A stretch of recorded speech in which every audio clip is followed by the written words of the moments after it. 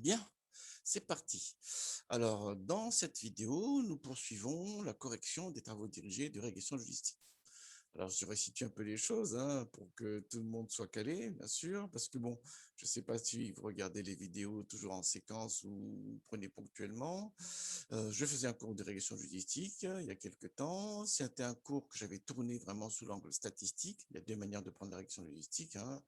Une sous l'angle machine learning où c'est la prédiction qui prime, et l'autre sous l'angle statistique où il est toujours question de prédiction, mais aussi d'explication. Et l'interprétation, lecture des résultats est très importante. Voilà. Très bien. J'avais pris ce deuxième parti pris-là, et dans ce cadre-là, j'ai utilisé principalement le logiciel R, hein, Donf. Mais c'est très bien, hein, on apprend aussi. Hein. Tout le monde sait que je suis fan de Python également, je suis fan de data science en fait. C'est ça la vérité, quel que soit l'outil. Qu'importe le flacon pour vous qu'on est livré, disait un philosophe. Alors, dans ce cadre de ce cours-là, dans le cadre de ce cours-là, j'avais mis en ligne tout le support que j'utilise habituellement. C'est ça, je ne déroge jamais, quel que soit le cours que je fais de toute manière. Et depuis quelques temps maintenant, comme je ne fais plus ce cours, j'avais décidé de mettre en ligne tous les corrigés de TD. Donc, on a toutes les séances qui sont là, des TD sur machine. Hein. Je ne fais jamais de TD sur papier dans le domaine de la data science. Enfin, moi, en tout cas, non. Très bien. Alors, donc, vous avez toutes les séances qui sont là, avec les données, les corrigés et les sujets, bien sûr. Hein. Alors, depuis quelques temps, comme je me suis décidé à faire des vidéos parce que pendant le confinement, j'ai expérimenté la chose et je me dis que finalement, c'est pas mal cette histoire. J'ai rajouté donc des corrigés commentés sous forme de vidéo. Et aujourd'hui, nous en sommes à la séance 7, le traitement des données groupées. Voilà. Alors, c'est un élément qui est peu connu, je ne sais pas pourquoi, en tout cas en machine learning, en statistique, oui, ça fait partie des choses qu'il faut connaître, qu'il faut bien maîtriser dans le domaine de la régression logistique, mais en machine learning, c'est une idée qui n'est pas très bien connue en réalité, et justement, dans mon cours, moi, je mettais l'accent dessus parce que ça a une vraie utilité. Alors, qu'est-ce qu'on peut considérer comme données groupées? Je prends un exemple très simple. Admettons que vous avez un médicament, vous souhaitez savoir, vous souhaitez connaître le bon dosage. OK, très bien. Donc, vous prenez une première dose, niveau 1, et vous le donnez à une souris. Et la souris meurt. Voilà. Donc, il y a toujours une variabilité dans le résultat. C'est pas parce que vous avez fait une expérimentation que ça y est, paf, on a le résultat. Donc, on peut se dire que la souris qu'on a eue, c'était une souris famélique ou alcoolique ou je sais pas, vous l'avez fait à la fête ou je sais pas, ainsi de suite. Donc, vous dites, non, effectivement, j'ai un résultat, il faut que je confirme cela, ainsi de suite. Donc, vous prenez une deuxième souris, paf, vous donnez de la dose 1 et vous avez un résultat, ainsi de suite. Admettons que vous avez testé 100 souris, voilà, sur les 100 souris, admettons que 90% sont morts et 10% ont survécu. Voilà. Là, on a un résultat qui est nettement plus viable, plus parlant, si vous voulez, hein, parce qu'on a répété l'expérimentation. Donc, on a une forme de traitement, enfin de traitement répété. En fait, on a des données avec des traitements répétés. Hein. Et l'individu statistique change cette fois-ci. Ce n'est plus l'expérimentation qui fait office d'individu statistique, c'est plutôt la dose. Alors, une fois que vous avez vu la dose 1, très bien, il y a 90% des souris qui meurent, vous dites, je vais faire la dose 2. Donc, vous mettez la dose 2 et vous faites l'expérimentation. Alors, admettons que quelqu'un vous dit, attends, ça va maintenant avec les souris, ça commence à bien faire cette histoire, tu n'as droit qu'à 30 expérimentations, par exemple. Hein, voilà. Donc, j'ai une deuxième dose, dose 2, voilà, j'ai fait expérimentation avec 30 souris, admettons que cette fois-ci, il n'y en a que 20% qui meurent. Hein, 20%, 20% de 30. Voilà, très bien, de 30 observations. Donc, on a deux observations en réalité, et sur chaque observation, on a des mesures répétées. Sur la première observation, dose 1, on a 100 mesures, voilà, avec un pourcentage de résultats. Sur la dose 2, on a 30 mesures avec un certain pourcentage de résultats positifs, ainsi de suite. Voilà. Et c'est en ce sens-là qu'on parle de données groupées. C'est-à-dire qu'on a, si je résume, on a fait un changement d'individu statistique. C'est plus l'expérimentation, cette fois-ci, c'est les doses qui font office d'individus statistiques. Alors, il y a un autre exemple également qu'on peut prendre, parce que là, bon, c'est pas très, enfin, les souris, bon. Alors, ça, c'est un autre exemple qu'on vit tous les jours. Vous êtes allé sur YouTube, vous avez des vidéos, et sur chaque vidéo est un individu statistique, et sur la vidéo, il y a un certain nombre de personnes qui a cliqué sur j'aime, un certain nombre qui a cliqué sur j'aime pas. Voilà. Donc, là, on a un individu statistique et on a des mesures répétées. Là, il y a 78 plus 9, ça fait 87 personnes qui ont donné une note et il y a un certain pourcentage qui ont aimé. Voilà. On a une forme de mesure répétée sur un individu statistique. Là, c'est un film qui a marqué l'histoire du cinéma, c'est Le voleur de bicyclette de Vittorio De Sica, un film que je conseille à tout le monde. Ça laisse beaucoup à réfléchir sur le sens de ce qu'on fait et de ce qu'on vit. Très bien. Et voilà, donc on a aussi ici une forme de mesure répétée. Et l'individu statistique, la variable explicative, cette fois-ci, ce sera la vidéo. Alors, on peut extraire des méta-informations à partir d'une vidéo, l'époque, le type de film, drame ou comédie, les réalisateurs, les acteurs, ainsi de suite, le contenu, enfin tout un tas de choses. Et à partir de là, on peut, si on a un ensemble de films, on peut essayer de prédire quels sont les films qui seront aimés, quel type de profil de films vont être aimés, ainsi de suite. Voilà. C'est très important que je précise bien ça parce que le sens des données groupées n'est pas toujours bien perçu par les étudiants et au bout d'un moment, ils se demandent qu'est-ce qu'on est en train de faire et ça, c'est pas bon du tout ça. C'est pour ça que ce préambule-là est extrêmement important pour qu'on comprenne bien ce qui se passe. Alors justement, je reviens à la séance 7, donc le sujet est là, voilà. Et enfin, la fiche de TD est là, vous avez la fiche comme d'habitude, vous avez les données, on va utiliser les données Titanic. Très bien. J'ai mis le corrigé là en code R et je vais rajouter tout à l'heure du coup cette vidéo, la référence de la vidéo et la correction sous forme de notebook. Alors justement, les données Titanic, c'est très intéressant parce qu'il y a une double lecture en fait du fichier de données. C'est ce qu'on va voir maintenant. Alors j'ouvre le fichier de données, j'ai oublié du coup de l'ouvrir, tac, tac, et je le mets ici, voilà, et je l'ouvre. En fait, il y a deux niveaux de lecture des données Titanic. Déjà, je peux prendre chaque individu comme individu statistique. Est-ce qu'il a survécu ou pas? Donc, voilà, vous avez la variable cible qui est là, survivant, voilà. Et ensuite, on a la classe, première classe, deuxième classe, ainsi de suite. Alors, j'ai mis un underscore, pourquoi? Parce que ça rendra les résultats plus lisibles tout à l'heure, tout simplement. Ensuite, il y a l'âge, tout simplement, il y a deux valeurs, c'est enfant et adulte, et le sexe, soit homme, soit femme. Très bien. Ça, c'est la première lecture possible où on a donc 2201 observations. C'est un fichier qui est extrêmement utilisé, enfin, tout le monde s'énerve là-dessus. Voilà. Très bien. Ça, c'est la première lecture possible. C'est une première lecture possible où l'individu statistique, c'est le passager. Mais je peux tourner les données de manière différente en m'intéressant au profil cette fois-ci. Et donc, j'ai cette vision des données. Qu'est-ce qu'on se passe? On a chaque combinaison. Chaque combinaison est un profil sur lequel on peut rattacher le nombre de survivants et le nombre de personnes qui ont péri. Voilà. Donc là, il y a un premier profil, un pattern, si vous voulez, d'où le terme de covariate pattern. Voilà, on a un premier pattern. Je préfère le terme profil pour ne pas éviter avec la notion de pattern qui est utilisée en reconnaissance de forme. Alors, on a un premier profil, c'est les personnes en première classe qui sont adultes et qui sont des femmes. Voilà. Parmi ces personnes-là, il y a 144 personnes qui correspondent à ce profil-là. Et parmi ce profil d'individus, il y en a 140 qui ont survécu et 4 qui ont péri. Ensuite, il y a un deuxième profil, les premières classes, qui sont des adultes et qui sont des hommes. Il y a un certain nombre de personnes, donc on a une forme de données pondérées. Ça aussi, c'est un point de vue important. On a une forme de données pondérées et le pourcentage de yes, c'est 57 divisé par la somme des deux valeurs qui sont là. Et ainsi de suite, ainsi de suite. Voilà. Donc, sur les mêmes types de données, on peut avoir une vision où l'individu statistique a changé et on a des individus profils. C'est ça l'idée, pattern, si vous voulez. Et voilà. Du coup, l'effectif a changé. On a 14 profils cette fois-ci. 14 profils différents. Alors, il y a 4 valeurs là, il y a 2, il y a 2. Si on calcule le nombre de profils possibles, il devrait y en avoir 16. Et pourtant, on n'en a que 14. Il faut vérifier pourquoi il y a 2 profils qui n'apparaissent jamais. Ça aussi, ça fait partie de l'étude. Voilà. Mais ce qui est très important, en tous les cas, c'est que sur les données Titanic, donc on a 2 visions possibles. Une vision où l'individu statistique, c'est le passager, et une vision où l'individu statistique, c'est le profil. Et du coup, on a une sorte de mesure répétée sur chaque profil. C'est ça. C'est ça l'objectif de la séance. C'est si je prends les données sous cet angle de j'ai un ensemble de profils, quel type d'analyse je peux mettre en place et comment je peux creuser les résultats. C'est ça le but de la manœuvre aujourd'hui. Le préambule est long, mais c'est toujours important. Je ne veux pas que les étudiants puissent faire des exercices sans comprendre la finalité de la chose, ce qui est un danger mais monumental, qui arrive J'ai suffisamment d'expérience maintenant pour bien savoir que quand les étudiants, d'abord, dès qu'ils voient les données, ils voient les données, ils se plongent, ils chargent et tout ça. Et après, au bout d'un moment, ils se disent, mais je fais quoi là, en fait? Et ça, c'est pas bon du tout ça. C'est pour ça que le préambule est très important.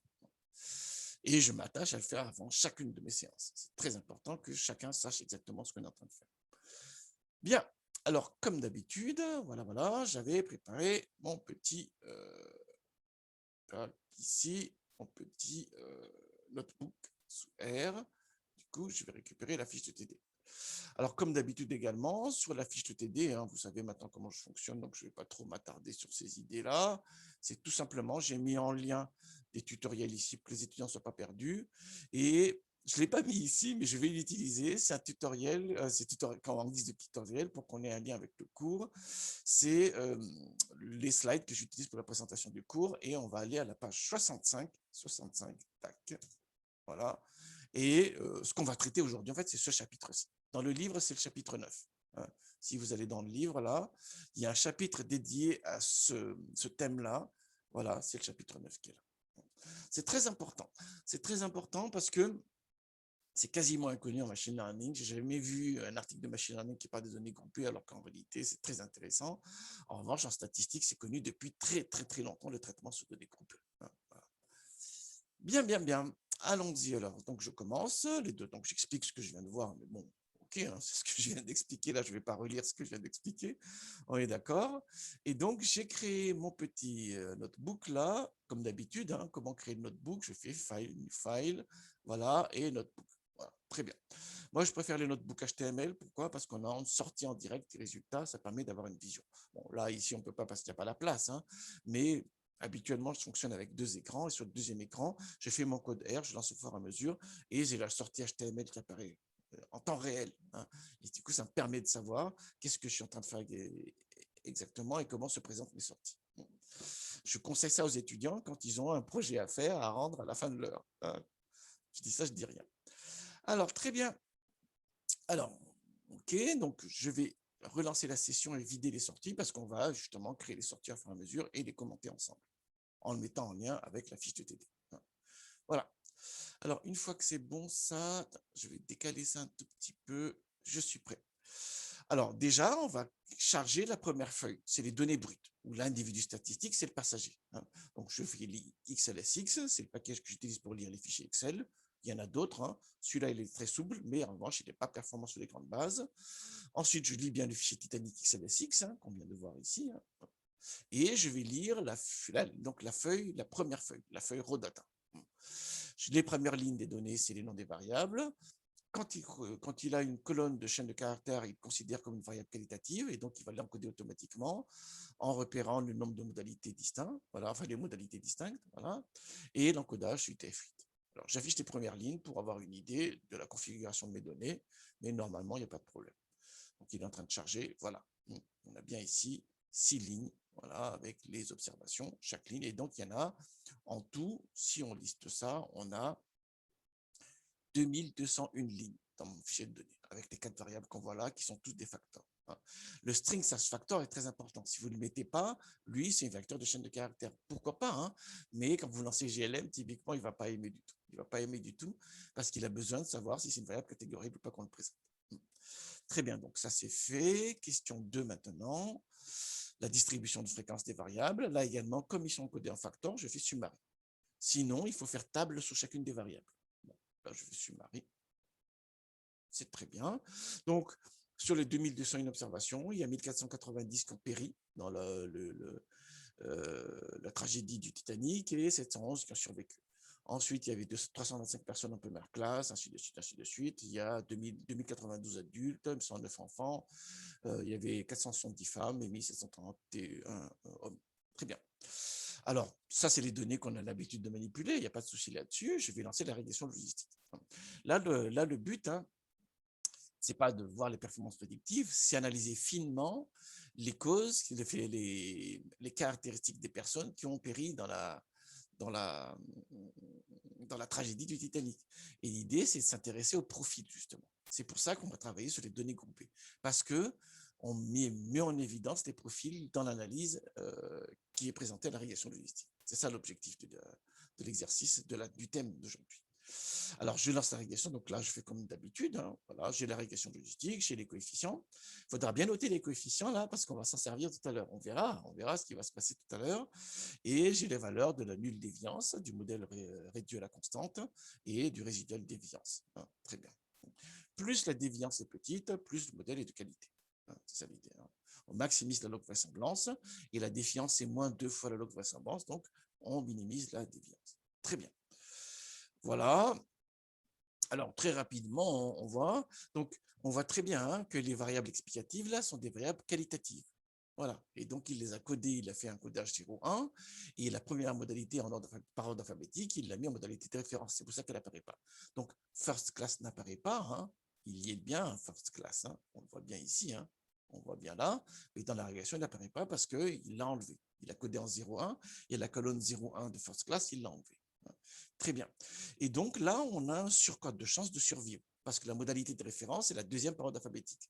Et survivant, il y a no, la première parole alphabétique, et yes. Et donc, on est en train de cibler les personnes qui ont survécu.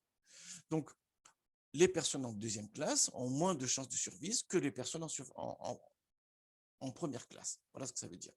En troisième classe, on a encore moins de chances de survivre que les personnes en première classe, et les membres d'équipage ont moins de chances que survivre. Là également, les enfants ont plus de chances de survivre que les adultes. Hein. Il y a deux modalités. La première qui sert de modalité de référence, c'est adulte. Et donc là, c'est un écart par rapport à la modalité de référence. Et les hommes ont moins de chances de survie que les femmes. Voilà ce que ça veut dire. Donc, les femmes et les enfants d'abord, ce n'est pas une vue de l'esprit. Là, en tout cas, c'est ce que semble. Bon, je ne sais pas quelle est la véracité des données, elle est toujours discutable, hein, ces données titaniques là, mais en tout cas, c'est ce qu'on voit là. Hein. Les femmes et les enfants d'abord, ce n'est pas une vue de l'esprit. On voit aussi qu'être humain, ça sert, parce que c'est là où c'est la configuration où on a le plus de chances de survie. Hein. C'est ce que disent les trois blocs là. Hein, voilà. Dans tous les autres cas, par rapport à la première classe, bah, on a moins de chances de survivre. Très bien. Donc là, on est sur une analyse classique où on a un tableau individu-variable et les individus sont ici les passagers. Très bien. Alors, je continue. Voilà. Quel est le nombre théorique de combinaisons? Voilà, tout simplement, j'ai fait un nombre théorique de combinaisons. C'est le nombre de classes, première, deuxième, troisième, et membres d'équipage, le nombre d'âge, adulte, enfant, le nombre de sexe mâle, femelle, et c'est le nombre de combinaisons possibles, c'est le produit. Hein, on est d'accord? Donc, il y en a 16 configurations possibles. Hein, 4 fois 2 fois 2. OK. Sauf qu'il y a des configurations qui n'arrivent pas, peut-être il y a des profils qui n'existent pas. C'est lesquels? On va calculer, question 6 et 7, les effectifs par combinaison. Donc, j'ai fait tout simplement un table sur les variables explicatives. OK. Et voilà. Alors, chez les femelles, chez les femmes, qu'est-ce qui se passe? Si je croise l'âge et la classe, donc on a 3 niveaux ici. Hein, c'est pour ça qu'il y a d'abord les femmes d'un côté, puis les hommes de l'autre. Voilà. Et croisement de niveau 2, c'est l'âge des personnes et la classe. Voilà. Et donc, on a les effectifs. Par exemple, chez les femmes, il n'y avait qu'une personne qui était enfant en première classe. Voilà. Chez les hommes, il y avait 5 enfants qui étaient en première classe. Et on voit qu'il y a des configurations qui valent 0. Alors, c'est quoi ces zéros-là? C'est tout simplement les configurations qui correspondent chez les femmes, c'est les enfants membres d'équipage, bien il n'y en a pas. Bah, oui, oui. Après coup, ça paraît évident, mais il fallait y penser. Hein. Voilà. Et chez les hommes, chez les hommes également, il n'y a pas d'enfants membres d'équipage, ça n'existe pas. Ça. Très bien. C'est pour ça que sur les données groupées, on a 14 observations et non pas 16. Hein. On a 14 profils possibles et non pas 16. C'est ça l'intérêt. C'est ce qu'on va voir. Alors, je charge maintenant la deuxième feuille, la feuille pattern, un profil. Hein. On est bien d'accord là-dessus. En français, je préfère le terme profil. Voilà, je charge des fichiers des profils et j'affiche les données. On a bien ici, donc chaque configuration, on a le nombre de personnes qui ont survécu pour cette configuration, le nombre de personnes qui n'ont pas survécu. Et si on fait la somme des deux valeurs, là, c'est le nombre de personnes qui correspondent au profil. On peut voir également le tableau des profils, ce tableau-ci, comme un tableau de données pondérées en réalité. Parce que pour chaque ligne, on n'a pas le même nombre total d'observations. Donc, on peut le voir comme un tableau de données pondérées. C'est aussi une possibilité, c'est aussi un point de vue important. C'est très important. Hein. Cette séance, je la fais vers la fin parce que j'ai des étudiants qui ont déjà fait de la régression ou de la régression logistique. Très bien, ils ont fait ce qu'ils ont fait auparavant. Et cette partie-là, ils la voient rarement en réalité. Quand quand je les ai en cours, c'est un aspect qu'ils voient rarement en réalité.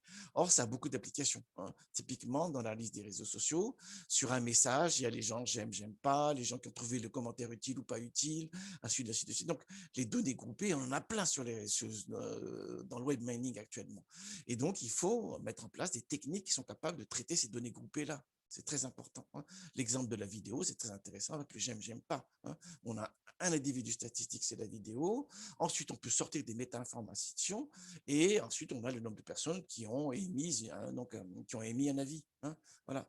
Et on peut voir qui fait j'aime, j'aime pas, ainsi de suite. Et donc, la notion de données groupées a une vraie réalité autre que purement les expérimentations biologiques. C'est vrai que j'ai commencé avec une expérimentation dans le cadre de la médecine des données de santé où on donne des doses de médicaments aux souris, mais en réalité, les applications sont largement plus larges que ça. Et on le voit bien ici. On le voit bien ici. On le voit avec les différents cas que j'ai énoncés. Alors, j'ai chargé les données, les caractéristiques de la base. On a 14 observations. C'est ça l'idée. Hein, parce qu'il y a deux profils qui ne peuvent pas exister, hein, qui en théorie peuvent être définis, mais qui n'existent pas dans la réalité. Très bien. Et donc, on a deux colonnes numériques maintenant. C'est les effectifs de ceux qui ont yes et no, voilà, et les trois variables explicatives qui sont catégorielles encore une fois. Alors, je vais récupérer le nombre de profils, voilà, parce que la variable m, là, je vais en avoir l'usage. Voilà. Et je vais, pour réaliser la régression, je vais créer une matrice qui va regrouper ces deux premières colonnes-là. Pourquoi je fais ça? Parce que GLM le demande, tout simplement. L'outil GLM2R a besoin qu'on présente les données d'une certaine manière. Et donc, c'est à moi, c'est à nous, d'abord, de préparer les données pour que GLM puisse l'utiliser convenablement. Il a besoin que ces deux colonnes-là soient regroupées dans une matrice. Toujours, hein, c'est pas non plus pénible, c'est pas non plus les choses les plus pénibles à faire. Hein. Donc, j'ai fait un as matrix simplement, j'ai récupéré les deux colonnes, et voilà, j'ai une matrice maintenant. Et je vais lancer la régression où la variable cible, c'est les deux colonnes. Ah ah ah, on est bien d'accord. Hein. Ça, on le voit très rarement, ça. Pourtant, c'est très important. Donc, je fais un GLM où la variable cible, c'est les deux colonnes, voilà, et ensuite, j'ai les trois explicatifs avec les données de profil, les 14 observations. Famille binomiale toujours parce qu'on est dans la régression logistique binaire. Hein. Voilà, c'est ça l'idée. Très bien, c'est ce que je lance ici, et voilà. Alors, regardez, voilà, mais en fait, si vous regardez, si vous comparez avec la régression précédente, on a exactement les mêmes coefficients et on a exactement les mêmes écarts types des coefficients. Donc, du coup, les tests, là, ils sont les mêmes. Mais oui, c'est normal qu'on ait les mêmes résultats parce que c'est les mêmes données, on exploite les mêmes informations. Donc, on a bien les mêmes coefficients avec les mêmes interprétations des résultats. Être en première classe, ça sauve la vie. Être enfant, ça sauve la vie. Être femme, ça sauve la vie. Ainsi de suite. Hein. On a exactement la même chose. Mais les effectifs ont changé. Hein. Et du coup, les déviances et les degrés de liberté ont changé. Ça, c'est intéressant. Ça, c'est intéressant. Alors, ces nouvelles informations-là, on va pouvoir les utiliser dans des nouveaux types de tests. C'est ça l'intérêt de l'affaire en réalité.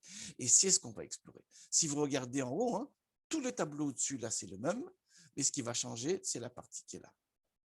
C'est ça, cette partie-là qui change. Voilà. Et justement, c'est cette partie-là qu'on va exploiter maintenant pour voir comment on peut mieux explorer l'influence des profils dans la régression et l'analyse et l'interprétation des résultats.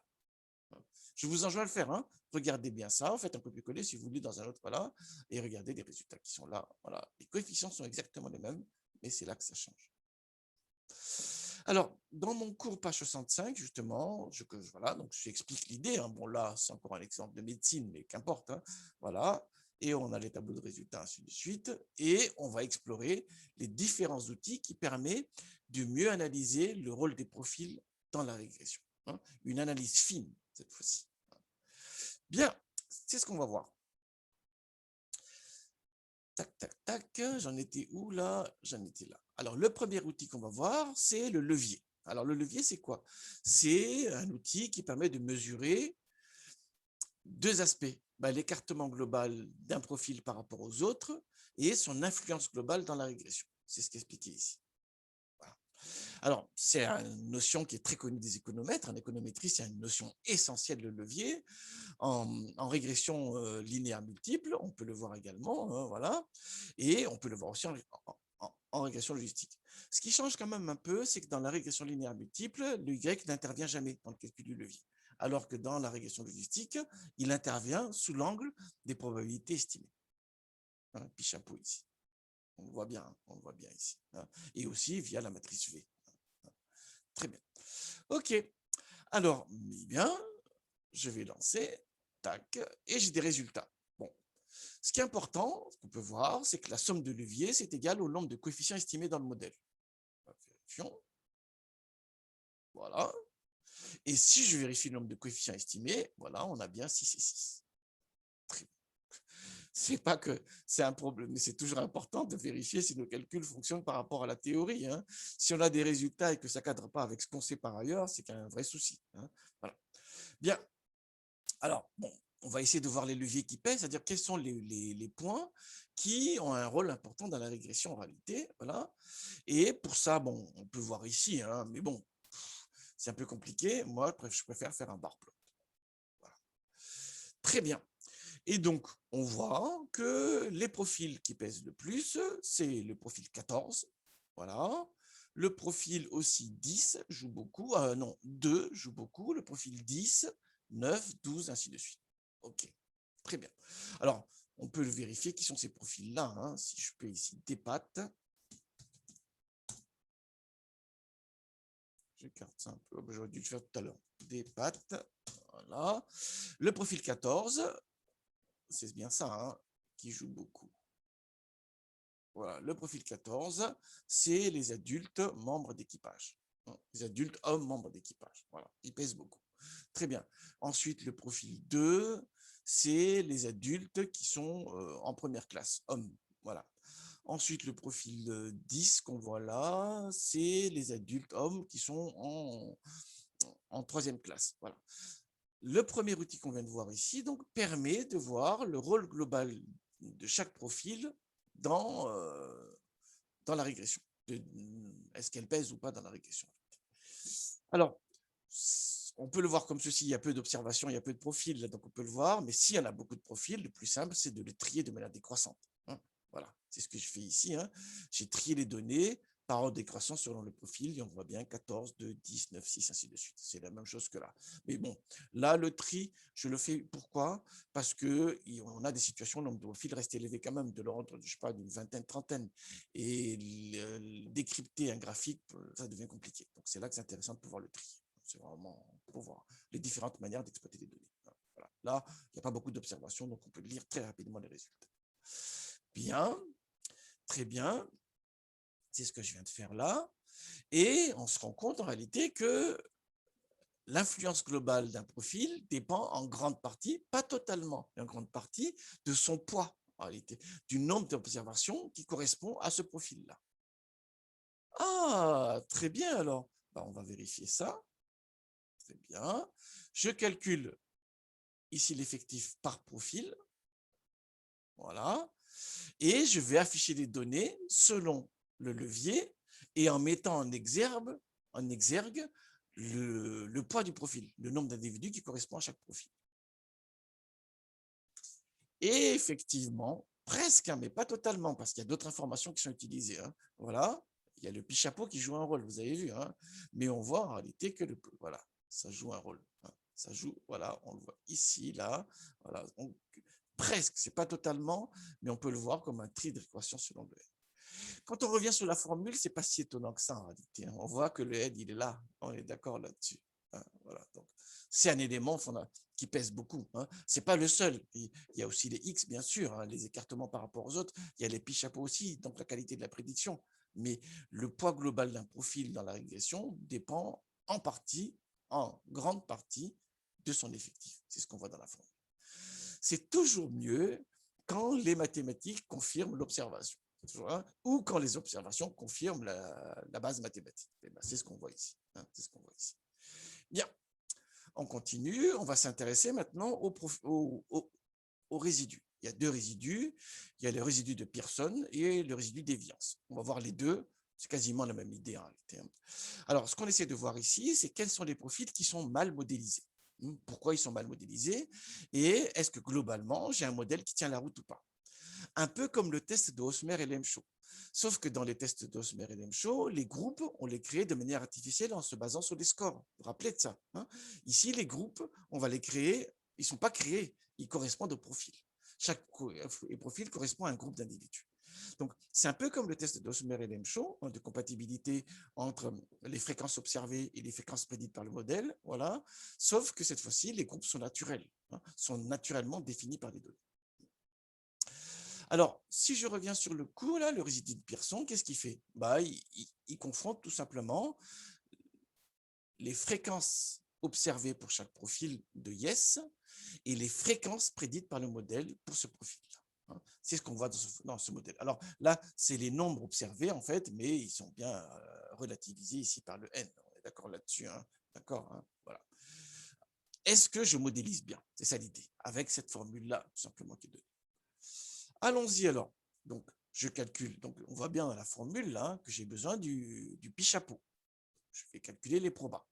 Donc, je prédicte sur les données d'apprentissage, puisque ici, c'est les profils, les données d'apprentissage. Voilà, les new data, c'est les données avec de profil, voilà, et réponse, c'est la probabilité d'appartenance. On va obtenir le pi chapeau. Très bien. Ensuite, une fois que j'ai ça, donc on a les probabilités ici des yes, c'est la probabilité des yes qu'on voit là.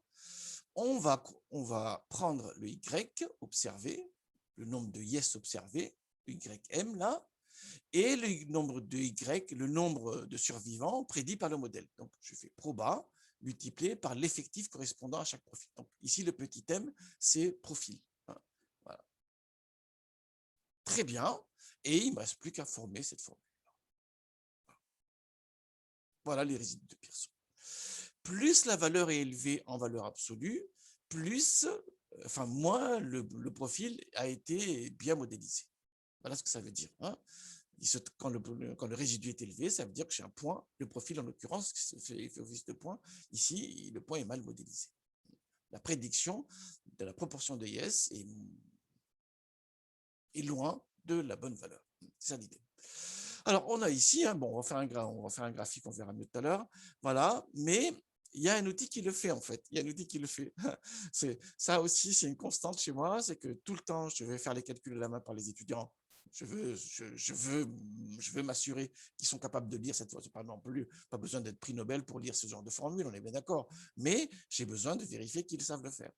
Une fois qu'ils l'ont fait, en fait, il y a un outil dans R, c'est Residuals, qu'on applique sur les données, voilà, et on lui donne Pearson, pour les résidus de Pearson. Allons-y, enfin, qu'on applique sur le modèle, pas sur les données, sur le modèle, sinon il ne sait pas quel modèle il va utiliser, et on veut les résidus de Pearson. Je lance, paf, et on a bien les bonnes valeurs. Heureusement, sinon ce serait très inquiétant. Vous n'imaginez pas le temps que j'ai passé à vérifier toutes les formules qu'il y a dans R et vérifier que ça cadre bien avec ce qui est décrit dans la littérature. Là, en l'occurrence, ça cadre très bien.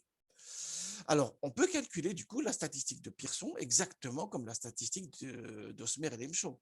Voilà, c'est la somme des carrés ici. Voilà. Et du coup, je peux faire un test pour vérifier si les probas estimés sont compatibles avec les probas observés pour chaque profil. Voilà. Le H0, donc, ça convient. Le H1, c'est je rejette le H0, c'est-à-dire que j'ai un modèle qui ne tient pas la route. Il y a certains profils, ou bien la majorité, je ne sais pas, en tout cas, il y a des profils qui font qu'on n'estime pas bien, en fait, donc, cette probabilité de survivre. Allons-y. Donc, je calcule la p-value, là, avec les degrés de liberté, c'est m moins le nombre de coefficients estimés. M, c'est le nombre de profils. Donc, c'est bien égal à 8 cette fois-ci. Voilà, et on a là, et oui, il y a des profils, il y a au moins un des profils, enfin, tous les profils sont bien estimés. Enfin, il y a des profils qui font qu'on a globalement une mauvaise estimation des probabilités de survie. Alors, justement, on va essayer d'identifier ces fameux profils qui posent problème. Pour cela, on va calculer le résidu standardisé pour avoir les contributions. C'est ce qui est ici.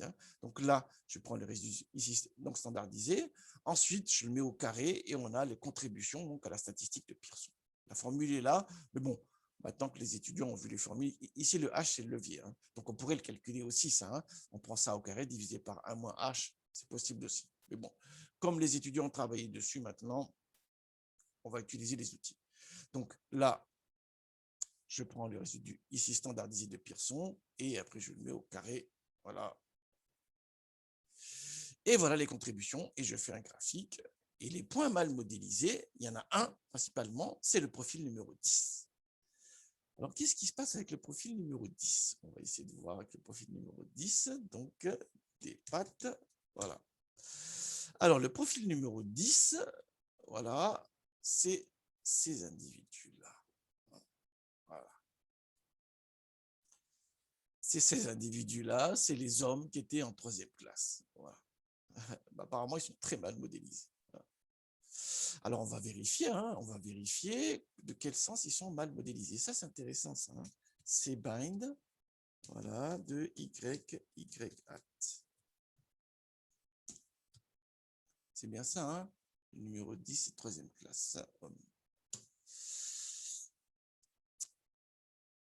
Il y en a 75 qui ont survécu et on dit qu'il y en a 48 en vrai qui ont survécu. On sous-estime la chance de survie quand on est. Voilà, le modèle sous-estime. Hein. Donc, il y a un phénomène de perturbation, clairement, qui lui a posé problème et du coup, il a sous-estimé hein, la probabilité de survie de ces profils-là. Hein. Il annonce que ça ne va pas le faire du tout. Alors ça veut dire qu'il y a une information peut-être qu'on n'a pas prise en compte. Hein. Peut-être qu'il y a aussi des interactions à prendre en compte. Voilà, très bien. Mais c'est ce qu'on voit en tout cas. Il y a un autre profil également qui lui pose problème. Cette fois-ci, c'est le profil numéro 6. C'est les hommes qui sont adultes en 2e classe. Et là, pour le profil numéro 6, cette fois-ci, il surestime la probabilité de survie. Largement. Voilà. Il surestime largement. Et voilà, c'est là qu'il faut creuser. Qu'est-ce qui se passe dans la régression? Là, peut-être qu'il manque des interactions. C'est ce qu'on va explorer à la fin, tout à l'heure. Bien, bien, bien. Donc, ça montre bien hein, que en passant par les profils, on peut avoir une analyse fine sur les résultats, sur les caractéristiques des résultats. Ça, c'est un élément qui est très, très intéressant. Alors, je continue, moi, en ce qui me concerne, parce que ça reste un travail dirigé quand même, donc il faut qu'on avance relativement vite. Le nombre d'heures est très limité. Hein. Voilà, je continue. Ah bah c'est ce que j'ai fait ici, c'est ce que je viens de faire. Hein. Voilà, donc on peut voir ici, voilà, ici les écarts, les n et les profils correspondants. C'est ce qu'on peut voir ici. On avait vu hein, le profil 10 où on avait une sous-estimation de nombre de survie, voilà, et le profil 6 où on avait une forte surestimation, cette fois-ci de la survie. Très bien. Alors, si on enlève ces profils 6 et 10, qu'est-ce qui se passe? Est-ce que les autres probas tiennent la route ou pas? Est-ce que les autres probas estimés pour chaque profil tiennent la route ou pas? On va le faire. Du coup, les degrés de liberté ont changé parce qu'on a 2 observations au moins, on est d'accord, hein? 2 observations au moins. Voilà, on regarde ici. Mais voilà. Donc, c'est vraiment que ces problèmes, ces observations 6 et 10, en réalité, on peut les voir ici comme peut-être des situations atypiques ou en tous les cas, des points qui posent problème. Ils posent problème dans la régression. Voilà. De quelle nature est le problème? Ça, c'est notre histoire. En tout cas, ils posent problème parce qu'ils sont mal modélisés. C'est ce qu'on voit. Et si on enlève ces 2 points-là, on voit très bien que maintenant, on a une p-value qui est supérieure au seuil alpha qu'on s'est fixé. Et donc, on est compatible avec le H0 qui dit que le modèle estime correctement les probabilités d'affectation sur chacune des profils. Voilà. Très bien. Alors, l'autre outil qu'on va voir, c'est le résidu de défiance. C'est la même chose. Hein, voilà, c'est toujours un écart entre les probas estimés et les probas prédits. Mais on va avoir une nouvelle surprise. Alors, allons-y alors. Donc, cette fois-ci, je n'ai pas besoin de calculer. Hein. On a la formule, là, on ne va pas s'embêter. Voilà. On a la fonction qui le fait. Paf. Ensuite, je calcule la statistique déviance, c'est la somme des carrés des résidus de déviance. Voilà. Et je calcule la p-value. Paf. Voilà. Bien. C'est très bien ça, on a des résultats qui sont là. Si on regarde 2 secondes maintenant le résultat de GLM, et ben voilà. Alors bon, malheureusement, mon écran n'est pas assez grand. Je vais quand même essayer de monter un peu. Voilà. 112 556, 566, 112 57. Voilà. Voilà l'information qui est fournie en fait. C'est la somme des carrés des résidus de déviance qui est fournie ici cette fois-ci, calculée sur les profils. Voilà ce qui est fourni par R. Voilà. Et on a les 8 degrés de liberté que j'ai utilisés ici. Hein. M, c'est 14, J, c'est 6, M, 14 observations, 14 profils, J, c'est 6 coefficients estimés, et voilà, et donc on a bien 8 degrés de liberté, et on a bien les 8 degrés de liberté qui sont là. 14 moins 6, ça fait 8. Et voilà. Donc, dans la régression sur les profils, on a bien même les coefficients qui sont là, mais la déviance, elle est calculée avec ces formules-ci, cette fois-ci. Voilà ce qui est important de bien voir dans cette histoire. Bien, bien, bien, bien. C'est très intéressant. Moi, en tout cas, je trouve ça très intéressant. Voilà. Alors, on est à question 26 cette fois-ci. J'avance vite. Hein. Voilà. On va essayer de voir quels sont les qui posent problème. On va revenir sur la notion de contribution à la déviance cette fois-ci. Hein. Voilà la formule qui est là. Tac. Et contribution à la déviance. Et je fais un bar plot toujours. Et on a bien toujours les 2 points 10 et 6. 10 et 6. Bien, c'est-à-dire les deux profils qui posent problème dans la modélisation, qui fait que ça perturbe la qualité des résultats. Alors, le point qu'on va voir suivant maintenant, c'est ce qu'on peut appeler les points influents. Alors, ça veut dire quoi? La distance de Cook, en fait, ce qu'elle met en évidence, c'est que si j'enlève un point, il va comparer les coefficients obtenus par la régression avec et sans ce point-là. Et il compare, il vérifie si les coefficients changent beaucoup ou pas. Si les coefficients changent beaucoup, ça veut dire qu'on a un profil très influent. C'est ça l'idée de la distance de Cook. Hein. Voilà, c'est ce qu'on va voir maintenant. Très bien, alors distance de Cook, il est dans le cours, il est... Ah bon, il n'est pas là. Ah, il n'est pas là. Bah, il est dans le livre cette fois-ci, alors. On va le chercher ici. Voilà, elle est là. Il est là. La distance de Cook, c'est 9.4.1. Mais bon, j'irai voir par vous-même, hein, je ne vais pas m'attarder là-dessus. Mais l'intérêt de la distance de Cook, c'est que tout simplement, il mesure le différentiel des coefficients estimés avec et sans le profil. Voilà. Si les coefficients sont très différents, ça veut dire qu'il y a un problème avec ce profil-là. C'est un profil très influent dans les résultats. Bien, alors le calcul de distance de Cook maintenant, bah, il y a une formule pour ça. Hein. Cook distance, on va plus s'embêter. Hein. On va utiliser des outils qui existent maintenant. Voilà. Et de nouveau, je fais un bar plot et ça ne va pas être trop étonnant. De nouveau, c'est surtout le point numéro 10. Hein, voilà. Avec et sans le profil numéro 10, les hommes en troisième classe, voilà, donc les passagers hommes en troisième classe, voilà, ben, on a des résultats très différents. Donc, c'est un point très influent dans la régression en réalité. C'est un point très influent. Ça ne veut pas dire que c'est un point aberrant et qu'il faut l'enlever. Il était dans le bateau. Hein. On ne va pas exclure ces gens-là parce que ils perturbent nos résultats. N'allez pas dire des choses comme ça. Non, non, non, non. Ils étaient sur les bateaux, ces gens-là. Hein. Donc, il ne faut surtout pas dire, bah non, il ne fallait pas monter parce que vous gâchez ma régression. Non, non, ce n'est pas possible. On est bien d'accord là-dessus. Mais en tous les cas, on sait qu'avec et sans ce profil-là, on a des résultats de régression très différents. Et ça fait partie de l'analyse des résultats. Quand vous faites des commentaires là, avec votre PowerPoint en disant voilà ce qu'il faut comprendre dans les données, l'influence de ci, l'influence de ça, ces points-là, ils font ça et ça, ces outils-là sont très importants pour comprendre la nature des résultats, la nature de la liaison entre les explicatives et la variable expliquée, hein, entre les caractéristiques des passagers et la probabilité de survie des passagers. On voit bien là-dessus. Voilà. Alors justement, je me dis, je l'avais dit plusieurs fois, mais peut-être que classe et sexe, en réalité, première, deuxième, troisième classe membre d'équipage, et sexe adulte-enfant, il y a une interaction forte en réalité, hein, qui permet de lire différemment les résultats. Hein. Bon, très bien, c'est ce qu'on va voir. Et on a, voilà. Alors, je vais revenir là-dessus tout à l'heure. Pour l'instant, je vérifie, est-ce que le terme d'interaction, donc là c'est comme tout à l'heure, là, hein, ça c'est comme tout à l'heure, c'est comme la régression avec, enfin, sans interaction. Et dans ma régression, j'ai rajouté une interaction, et comme j'ai mis une interaction, il prend aussi donc les interactions d'ordre 0. Hein. Il a pris classe tout seul, il a pris sexe tout seul. Sinon, votre modèle n'est pas hiérarchiquement bien formulé. N'oubliez pas ça. Hein. Donc, j'ai mis âge, j'ai mis l'interaction, et automatiquement, R va prendre classe tout seul et sexe tout seul. Sinon, on n'a pas un modèle bien formulé. On est bien d'accord là-dessus. Hein. Alors, ça, c'est comme tout à l'heure. Donc, ça ne change pas. Mais maintenant, on a les combinaisons. Hein. Sur classe, il y avait trois modalités en plus de la modalité de référence. Sur sexe, il y avait une modalité en plus de la modalité de référence qui est fait mal. Voilà. Et du coup, on a bien ici les croisements. On a trois cas. Hein. On a trois configurations. Alors déjà, avant de voir sur l'analyse, on va voir si l'ajout du terme d'interaction est pertinent ou pas. Il faut vérifier ça. Hein. Vous rajoutez un terme dans votre régression, ça fait une série de variables, ça fait une série de coefficients estimés.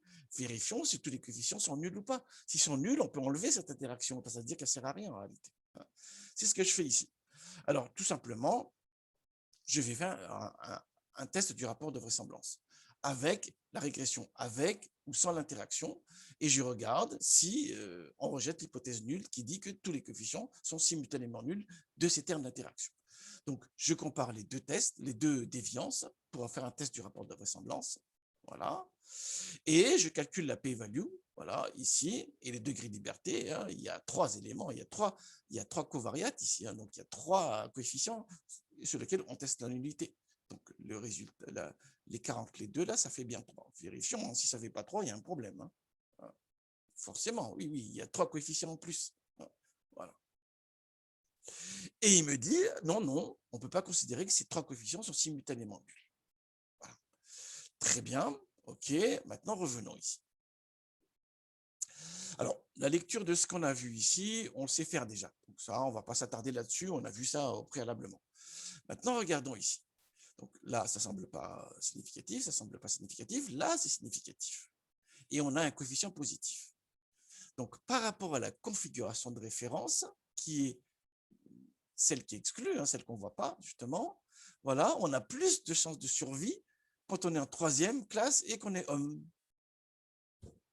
C'est pas ce que j'ai vu dans le film, moi. Hein, voilà. Et en fait, qu'est-ce qui se passe? Rappelez-vous, on va faire cbind de Y et Y hat du modèle précédent. Rappelez-vous de ça. Hein. Et on avait vu que le profil numéro 10, je vais mettre des pattes ici pour que vous voyez bien, le profil numéro 10, c'est les hommes qui étaient en 3e classe. Voilà. Et qu'est-ce qu'on voit pour le profil numéro 10? C'est que la probabilité de survie est très largement sous-estimée avec le modèle sans interaction. Donc, qu'est-ce qu'il fait le modèle? Tout simplement, j'introduis l'interaction et il introduit un phénomène de compensation pour corriger l'estimation qui est là. Voilà ce qu'il a fait. C'est pour ça qu'on a un coefficient qui est positif ici. Ça ne veut pas dire qu'on a de meilleures chances de survie quand on est en 3e classe homme. Ce n'est pas ça du tout. Hein. C'est par rapport au modèle sans interaction. Voilà, on l'introduit, on avait largement sous-estimé la probabilité de survie quand on est en 3e classe homme.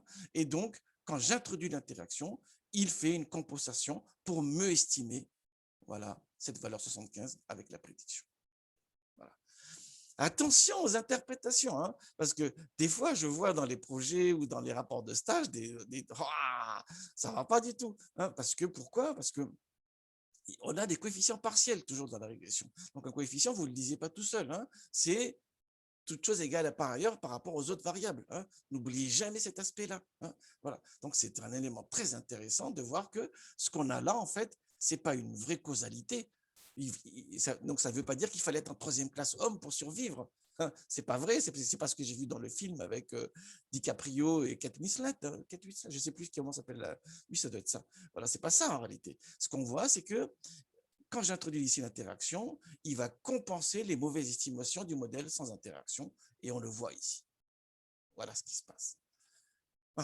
Cette séance-là, j'adore, parce qu'en réalité, ça montre bien que la régression logistique est un outil merveilleux d'analyse des résultats, d'analyse de la modélisation prédictive. Il y a plein d'autres modèles, hein. Moi j'en connais plein, tout le monde connaît plein, hein. Random Forest, SVM, Deep Learning, tatata, moi je veux bien, hein. Mais quand même, dans de nombreux domaines, la régression logistique apporte, par la capacité d'interprétation des résultats que nous donnent les coefficients, hein, nous apporte des connaissances fines sur les phénomènes de causalité qui peuvent avoir des résultats, en compagnie toujours de l'expert du domaine. Si l'expert du domaine ne connaît rien aux statistiques, il voit ça, il tombe par terre, il dit mais c'est pas vrai, c'est pas la vérité. Mais nous, comme on connaît les méthodes statistiques, on dit mais non, en fait, ce qu'on voit là, c'est un phénomène de compensation parce que le modèle sans interaction faisait une forte sous-estimation. C'est ça qui est intéressant. Alors, est-ce que pour autant le modèle est bon? Voilà, c'est le dernier test ici. En fait, on va se rendre compte que non, il s'est amélioré. On voit que la p-value, hein, il est un peu est moins faible, mais bon, il manque encore des informations. Peut-être qu'il y a des interactions supplémentaires à prendre en compte, ou bien il y a d'autres variables qui rentrent en jeu tout simplement, qui sont pas dans la base. Est-ce que on peut vraiment déterminer la survie sur la base de 3 variables seulement, qui seraient le sexe, l'âge et puis le membre enfin, la classe, première, deuxième membre d'équipage? Non, peut-être qu'il y avait d'autres facteurs en jeu en réalité, voilà, mais qui ne sont pas ici. Dans tous les cas, on voit très bien que ici, avoir introduit donc l'interaction entre la classe et le sexe amène de l'information pertinente. C'est ce qu'on a vu avec le test de rapport de ressemblance. Et on peut lire le sens, enfin le rôle de l'interaction dans la correction des propos d'affectation fournis par le modèle. Voilà, voilà, j'espère que c'était intéressant et je souhaite un excellent travail à tous.